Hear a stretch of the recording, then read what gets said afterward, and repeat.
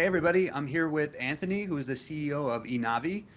He's got a great template today going through some e-commerce data and how to diagnose kind of what you need to focus on to get the most results and improvement. So Anthony, if you want to do a quick intro, that'd be great. Yeah, I'm Anthony Morgan, the founder and CEO of Enavi. We are a Shopify CRO agency. We do what we call customer first CRO, ultimately solving data-backed problems. How we find these data-backed problems is with this report that I'm going to show you today. And we solve those problems through customer research. Awesome. Yeah, let's pull up the template. We're gonna do a walkthrough of the Looker Studio report and show you guys kind of how to use it, what to look for, and really everything you need to know on how to use this. Cool. So this is the report. Ultimately, when you come in here, you're going to select your GA4 property. You're going to select your date range. And so if you are wanting to see more like average trends, then select a date range that's not Q4 and Black Friday. And so in this case, we've got the Google Merch Shop, so I'm not sharing any clients data. And then we've got the last 30 days. And then step 2 here is where we look at what we call the metric on fire. And so it's the intrasite funnel. So the e-commerce funnel broken up into 4 steps. The first step being landing to product view. The user could land anywhere on the site. What percentage of those users are viewing a product? The second step here, product view to add to cart. The percentage of users that get to a product page. How many of those are adding to cart? And then add to cart to begin checkout. How many of those that add to cart are beginning checkout? And then the last one, begin checkout to purchase. And each of these are benchmarked against our target ranges that you can see down here. These target ranges are based off of a bunch of other Shopify stores. And so it's not industry specific or anything like that, but these are kind of the ranges that we like to target. Like what we typically see a store that's performing well, this is where they're at in terms of the baseline targets. And so when you see this landing to product view is 41.29%, that's 17.4% below the baseline target of 50% for landing to product view. And so when we're looking at this example, the metric on fire here would be landing to product view, right? And so that's well under indexed. The next thing we can do after step 2 is we can dive further into looking at underperforming segments. And so if we wanted to look at landing to product view, we can look at device category, we can look by session default channel grouping, we can look at landing page category. Like we can see here, only 19% of the users that land on the home page are getting to a product page. That's well below the 50% target. Same thing with collection pages, only 44%. What you should be seeing, which it's strange that this is pulling up null. If you have null, there's an error or there's not enough data. If you have a really small store, you might not have a large enough sample size to fill up some of these values. If your targeting's off, sometimes you'll see like something that's like over 100%, or your tracking's off. You've got some kind of tracking issue there that you're going to need to get fixed to really trust this report. But in the case of landing page, when you're looking at landing to product view, your product's LP should be either null or 95% plus because the user's landing on a product page. So that should be registering the product view event. And so that's kind of the breakdown there. Is you can look at segments and you can see, okay, we've got a real problem here. 19% of users that land on the home page, only 19% of those users that land on the home page are getting to a product view. That's an area that we can look into ultimately improving, right? And so that could be navigation. There's issues with the navigation that's confusing the users, or the users maybe are landing on the home page, getting to a collection page, but not getting to a product page. And so maybe there's issues with the collection pages. They're too cluttered. And so you're going to need to dive further into the why, but this will give you the where to look for your particular issues. And so that's ultimately the report you get here.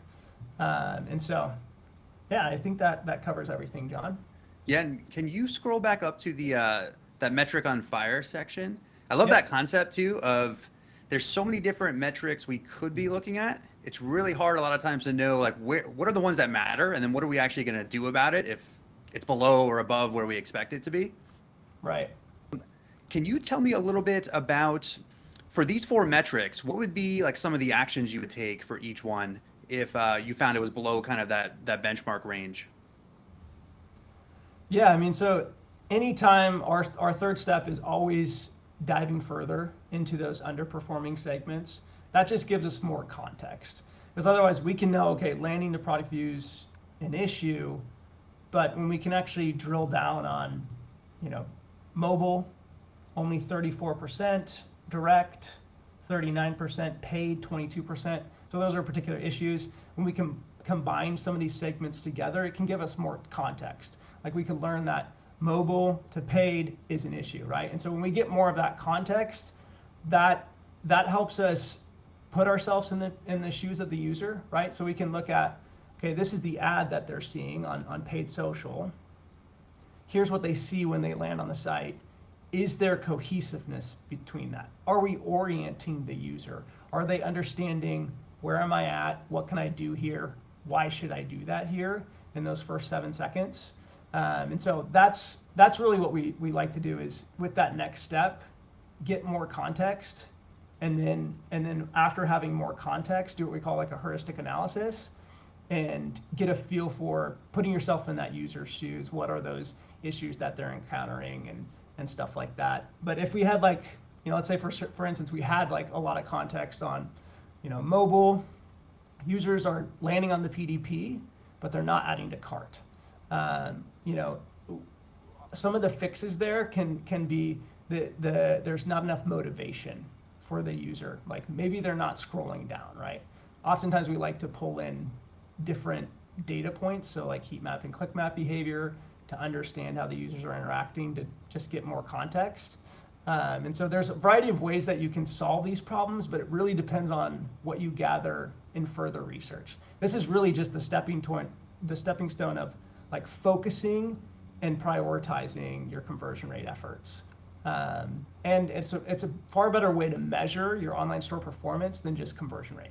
Conversion rate's a vanity metric. Like it changes so much based off of outside variables that you can't control fully, right? You could get a bunch of referral traffic or organic traffic that doesn't convert from something that went viral, and that could really mess up your conversion rate.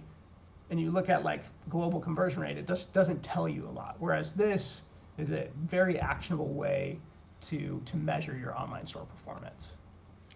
Yeah, and I think that's a big mistake I see quite a bit. To your point of like breaking down some of these metrics a little bit further by these segments. So like in this example, like looking at paid, like it's clear if this was real data, paid is underperforming on all four of them, where organic is actually above. So maybe it's not a global issue with the page itself. Maybe it's specifically, like you said, the messaging or that specific ad campaign, where otherwise you might just focus overall. And the way we have this broken down with desktop, channel, page, you can really dig into where the issue might be to kind of like focus your efforts on what actually needs to improve. Yep. Oh yeah, definitely. And organic can be a great way just to look at like, what is your high intent audience? How do they perform throughout the funnel? It's a really good way to kind of measure that. But yeah, in this instance, paid is significantly underperforming across the board. And so there's probably a mix of issues there. And one of the things that's probably affecting it is just the quality of the audience too. And there's probably a lack of cohesiveness between the ads and where they're landing on the site. And so a lot of different things that would need to be done here to really improve how that channel is performing. But now paid's an issue. How can we address that? Now, with those four metrics, scroll up there. Is there one out of those four that you see more commonly as an issue that e-commerce brands underperform on? Yeah, that's a really good question. I think the data that we had last year in all of the discovery audits we did and the brands that we worked with was 72% of stores struggled with what we call product discovery, so landing to product view. That one we see most commonly. And like we're predominantly working with Shopify stores, and so like the begin checkout to purchase, most stores perform fine there. The checkout's pretty good with Shopify. If they aren't performing well there, it's because of hidden fees, or they've got a lot of international users, that there's these additional shipping costs that they didn't expect. There's a lot of things from a pricing, like a fee standpoint, that can affect there. But for the vast majority of brands, it's those first two metrics: landing to product view, which is like 72%, and then product view to add to cart is another good percentage of stores too. Yeah, that makes sense. Awesome. I think it's going to be great when people start using the templates, and I think it's really going to help. It's always like the efficiency and just having that repeatable process to go through when you're trying to do this analysis and not starting from scratch every time. To have like a template like this where you could just put in your data, immediately see the metrics, and then figure out, okay, what do we actually do? Is always a big help. So excited about this one. Now, Anthony, where can people find you? I think I saw you were pretty active on LinkedIn. What's the best place for people to follow along? Yeah, best place would be LinkedIn. I think LinkedIn Anthony C. Morgan is my LinkedIn URL, but if you just search Anthony Morgan, you'll find me. Or you can search Enavi on LinkedIn, but I'm very active there. And then Sheldon, our head of growth, is also super active there. And so if you're eager to learn about CRO, especially when it pertains to e-commerce stores, we post a lot of content. We love to educate. We love to share. That's why this template's free. And this is something that we use internally with all of our clients. It's been a real game-changing process for the way that we're able to approach CRO and maximize our CRO efforts.